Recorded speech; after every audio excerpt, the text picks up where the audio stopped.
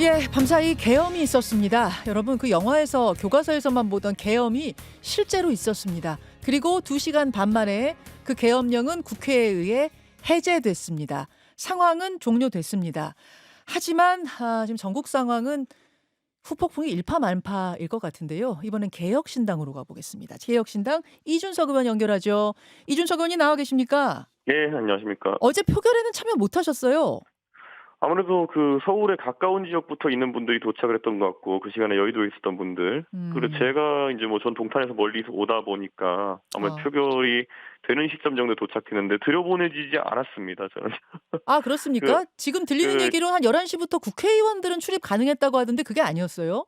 아닙니다. 그게 입구별로 다르게 통제했고, 어, 이제 제 입장에서는 담을 넘느냐 아니면 안 넘느냐 문제였는데요. 예.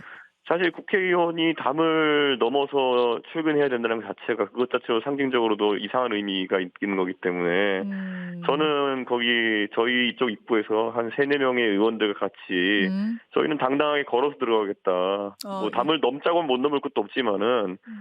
이렇게 막고 있는 것 자체가 굉장히 위헌적인 상황이고 그리고 또 국민들이 있어가지고 아셔야 될 상황이다. 그래서 저희는 그 입구에서 정상적으로 들어가겠다고 요구 계속했습니다.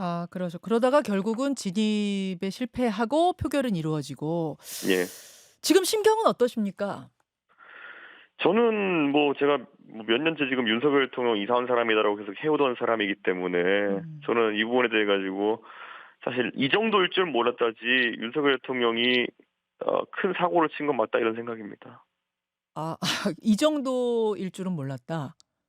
예, 어, 근데 이 정도일 줄 몰랐다라는 거는 정말 본인이 법률가 출신 아닙니까? 예, 예. 근데 헌법에도 위배되고 음, 그리고 내용면에 있어서도 나중에 포고문이라고 나온 거, 포고령이라 나온 거 보면은 음, 도대체 이거에 무슨 뭐 의대 문제가 왜 나오는지 음, 저는 굉장히 두서없는 그런 어떤 시도였고 음. 그리고 저는 대한민국 공무원 사회 또 군경이 이런 시도에 대해 가지고 아주 적극적으로 서포트하지 않는 것 같다 이런 인상 받았습니다. 어 군경이, 그러니까 네, 계엄을 선포하게 되면은 사실은 군인들이 또 경찰들이 쫙 움직여서 뭔가 네. 착착착착 움직이는 걸 우리가 항상 교과서에서 영화에서 봤는데, 이번에는 군대가 들이닥치긴 했지만 결국은 뭔가 막아내지 못하는 모습을 보면서 따라주지 않는구나라는 느낌 받았다, 그 말씀이세요? 그리고 현장에서 저희를 막아 세우던 경찰관들도 예. 사실 이 문제에 대해 가지고 제가 아니 국회의원이 일하러 가는데 이걸 막는 것이 맞습니까? 하면서 제가 소리를 쳤을 때 그랬을 때 거기에 있는 우리 젊은 경찰관들, 기동대 경찰관들이 굉장히 동요를 하더라고요. 그래요. 그래 가지고 동요한다는 거는 무슨 말이에요? 그 지휘관 같은 예. 경우에는 계속 "여기 막아야 됩니다." 이렇게 얘기했지만은 예. 그 옆에 있는 인제 젊은 인제 그 경찰관들 같은 경우에는 예. "국회의원님들은 들여보내야 되는 거 아닙니까?"라고 현장에서 인제 또 얘기하는 경우도 있었고 그래서 그래요. 일사불란하다는 그런 느낌보다는 그 안에 음. 상당한 동요가 있었다 이런 게 보였습니다. 제가 오늘 인터뷰를 쭉 하면서 계속 던지고 있는 질문이 하나 있습니다. 예. 도대체 윤 대통령은 왜 갑자기 이렇게 치밀하지도 않은 계엄을 선포했을까? 왜라고 음. 보십니까? 윤 대통령을 누구보다 좀 잘 아는 분이시니까 제가 질문드립니다. 왜라고 보십니까? 저는 뭐 그분에 대한 깊은 신뢰가 있죠. 그분이 정말 이상한 분이라는 깊은 신뢰가 있는데 사실 그것만으로 보기엔 좀 어려운 게 뭐 '특수한 상황이 발생한 거 아니냐.'라는 의심을 의원들끼리 많이 했습니다, 어제. 이 특수한 밤에 잠깐 상황이, 우리 모르는 상황이 발생한 게 아니냐? 그게 뭘까요? 예를 들어서 어제 그러면은 계엄을 선포하기 한 3 시간 전에 있었던 일이 뭐냐면은 명태균 씨에 대한 어떤 그 기소 예. 그리고 입장 발표가 있었잖아요. 명태균 씨가 기소됐고, 명태균 씨 예. 측에서 어떤 입장을 냈냐면 "나 특검 받겠소. 특검 받게 해 그렇죠. 주시오." 이게 있었습니다. 그런데 그거 정도가 어제 주요 뉴스였는데 이런 상황이 발생한 걸 보고 어제 야당 의원들 사이에는 본회의장에서 이런 얘기도 했습니다. 어제 인제 명태균 사장이 그런 입장을 밝힌다는 것은 특검을 하자고 하는 것은 이제 사실상 본인이 갖고 있는 자료 같은 것들을 적극적으로 어디 제공하겠다는 의사의 표현이 아니냐. 음. 그래 가지고 그런 것들 그리고 음. 또 이미 검찰 측이나 아니면은 뭐 다른 주체에다가 그런 부분을 제공한 것이 아니냐. 그래서 그런 어. 첩보를 혹시 윤석열 대통령이 입수하고 아 이건 도저히 여기서 인제 '정상적인 방법으로는 버티지 못하겠구나.' 이런 판단을 한 게 아닌가 이렇게 아. 그 범야권에서는 인식하는 의원들이 좀 있었습니다. 그 핵심 증거라면은 황금폰이거든요. 일명 황금폰. 예예. 그러니까 지금 명태균 씨가 아무 데도 저 드러내지 않고 있는 휴대폰 3 대가 있다는 거 아닙니까? 근데 어제 예예. 입장문 발표하면서 무슨 얘기했냐면 "나 특검 받겠소." 요거 하나랑 음. 그 황금폰 그거 민주당에 넘기겠소 혹은 언론에 넘기겠소 이렇게 음. 얘기했거든요. 그 예예예. 부분이 자극제가 된 게 아니냐, 트리거가 된 거 아니냐, 계엄의 트리거. 그 말씀이세요? 그렇죠. 예. 그래서 저는 그 부분 상당히 일리가 있다 생각하면서도 저는 또 우리 범야권에 있는 의원들한테 얘기할 때 네. 그거는 윤석열 대통령이 오히려 좀 합리적인 행동을 했다는 의심이고 근데 어. 윤석열 대통령은 정말 이상한 사람이기 때문에 그냥 필받아서 했을 수도 있다. 그러니까 여러 가능성이 있지만은 지금 음. 야권에서는 그걸 의심하고 있습니다. 뭔가 어제 수사 과정에서 뭐 특이한 게 나온 게 아닌가 그걸 보고 있습니다. 근데 그게 그게 비상계엄을 선포할 일인가? 이거는 참 글쎄요. 국민들은 어떻게 생각하실지 모르겠습니다. 그래서 비상계엄이라 더욱 저희가 인제 당황스러웠던 게 우리가 생각했던 것보다 뭐 더 심각한 상황이 그런 그 수사에서 나왔나 이런 의심도 했습니다. 예. 자, 지금 이제 민주당 뭐 국민의힘 각각 회의 열고 있고 개혁신당도 여러 가지 계획들 논의하고 계신 걸로 아는데 예. 대통령은 어떻게 해야 한다고 보십니까? 또 개혁신당은 야당은 정치권은 어떻게 하실 생각입니까? 지금 범야권에서 저희가 어젯밤에 본회의장 논의할 때 그 범야권의 주요 의원들 같이 논의했을 때는 바로 인제 "탄핵의 방향으로 가야 된다."라는 음. 이야기가 많이 나왔습니다. 아, 민주당에서는 그리고 예예 그 말씀하십시오. 탄핵이라는 거는 절차를 복잡하게 하지 않기 위해서 원래 탄핵할 때 청구항을 막 넣지 않습니까? 예. 탄핵해야 되는 이유 이거저거 이런 거였는데 다 빼고 음. 내란을 획책한 거 하나만 넣자. 내란 획책이라고 보십니까? 저는 이거는 당연히 이건 지금 대통령이 내란에 준하는 행동을 일으킨 거다. 우리 음. 예전에 보면은 12.12가 뭐였습니까? 사실 그때는 주체가 뭐 대통령은 아니었지만은 네.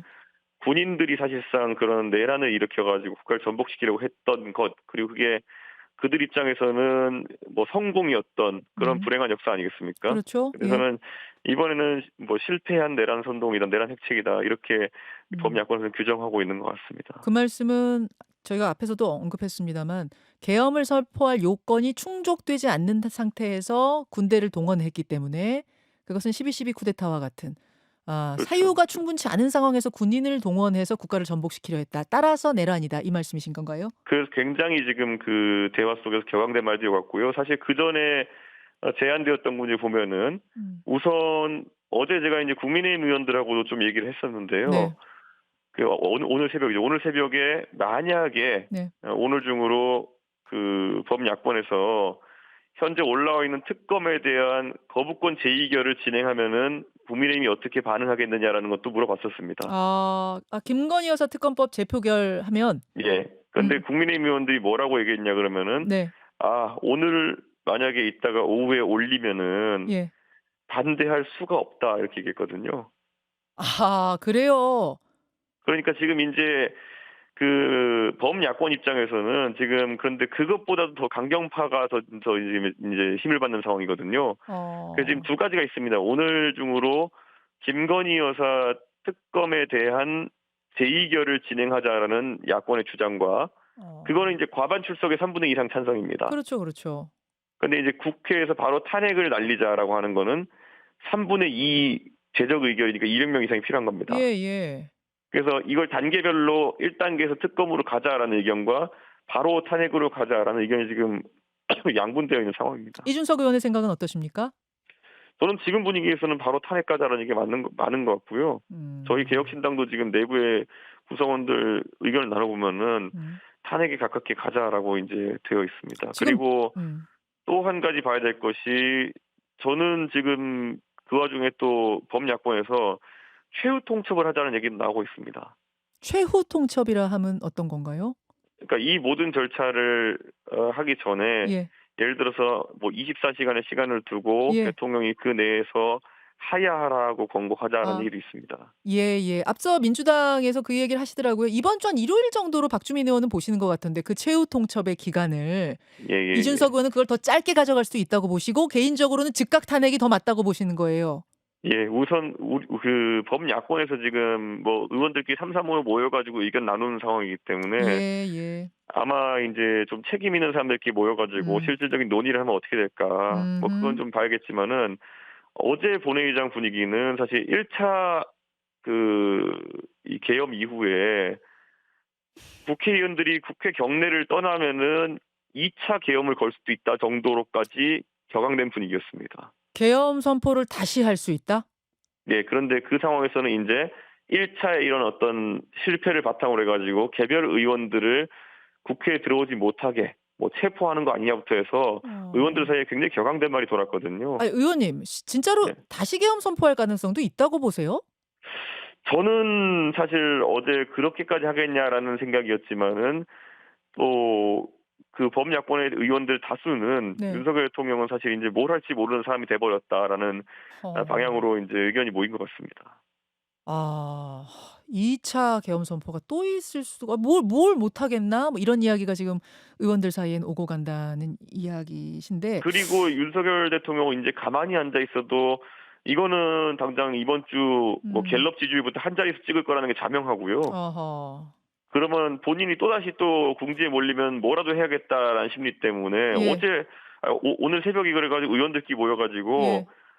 "야 이렇게 해 놓고 계엄을 정당화해 가지고 뭐 급변 사태라도 일부러 만들면 안 된다." 뭐 음. 굉장히 이제 대통령에 대한 신뢰가 없으니까 여러 가지 음. 참 평소 같으면 상상도 안 할 아이디어들이 많이 나왔습니다. 알겠습니다. 예. 알겠습니다.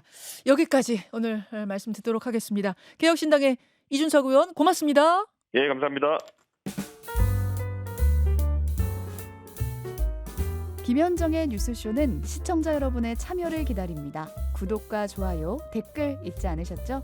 알림 설정을 해두시면 평일 아침 7시 10분 실시간 라이브도 참여하실 수 있습니다.